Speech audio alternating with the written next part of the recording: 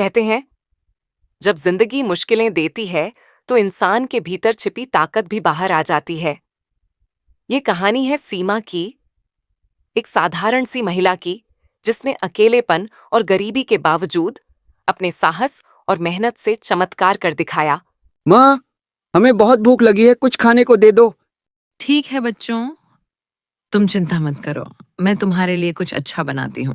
इतना कहकर सीमा ने अपने आंचल को संभाला, थके कदमों से, लेकिन चेहरे पर उम्मीद की हल्की मुस्कान लिए वो धीरे धीरे रसोई की ओर बढ़ी। अरे, घर में तो बस थोड़े आलू और थोड़ा आटा ही बचा है।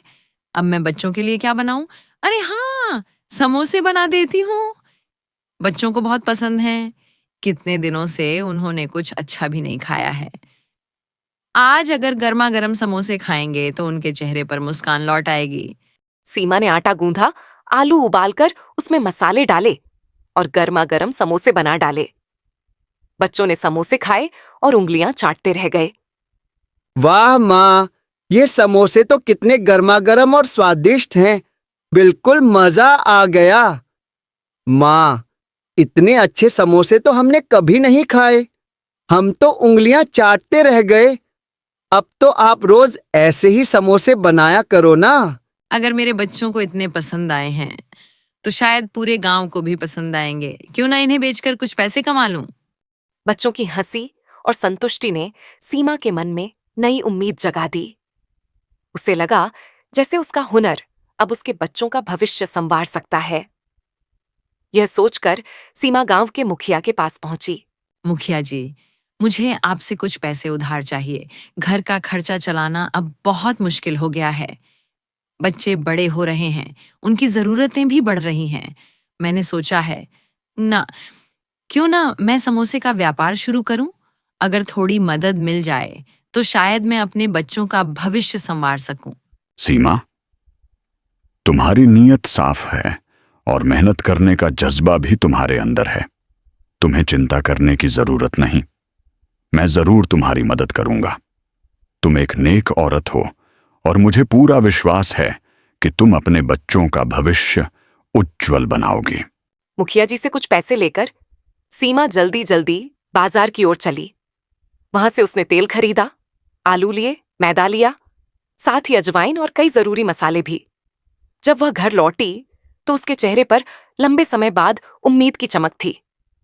घर पहुंचकर उसने तुरंत रसोई संभाली, मैदा गूंथा, आलू उबाले और उनमें मसाले भरकर समोसे तैयार किए। तेल की कड़ाही चढ़ी और जैसे ही गर्मा गर्म समोसे तले जाने लगे, पूरे घर में खुशबू फैल गई। अगले ही दिन सीमा ने अपनी टोकरी में समोसे रखे और चौपाल पर बेचने लगी। अरे आ जाइए, गर्मा गर्म समोसे ले जाइए। सुनिए, एक बार खाएगा तो बार बार मांगेगा। सच्चा स्वाद, गर्मा गर्म समोसे। लीजिए जी, लीजिए। देखते ही देखते सीमा की टोकरी के सारे समोसे बिक गए। लोगों ने समोसे खाए और स्वाद की तारीफ करते करते दोबारा लेने लगे। आज सीमा ने 1000 रुपए कमाए थे। इतने रुपए जितने उसने पूरे महीने घरों में काम करके भी नहीं कमाए थे। चेहरे पर मुस्कान और दिल में सुकून लिए वह बाजार से सीधे बच्चों के लिए कुछ अच्छे फल और कपड़े खरीद लाई। उसके कदमों में अब थकान नहीं, बल्कि उम्मीद और जीत की चमक थी। धीरे धीरे सीमा के समोसे पूरे गांव में मशहूर हो गए। दिन बीतते गए, कमाई बढ़ती गई और सीमा ने अपनी एक छोटी दुकान खोल ली। भीड़ इतनी बढ़ गई कि सीमा को अकेले संभालना मुश्किल हो गया। तभी उसने रामू नाम के होशियार लड़के को काम पर रख लिया। अब दोनों मिलकर दुकान चलाने लगे। सीमा समोसे बनाती और रामू लोगों को खिलाता। आज सीमा की दुकान पूरे गांव में मशहूर है।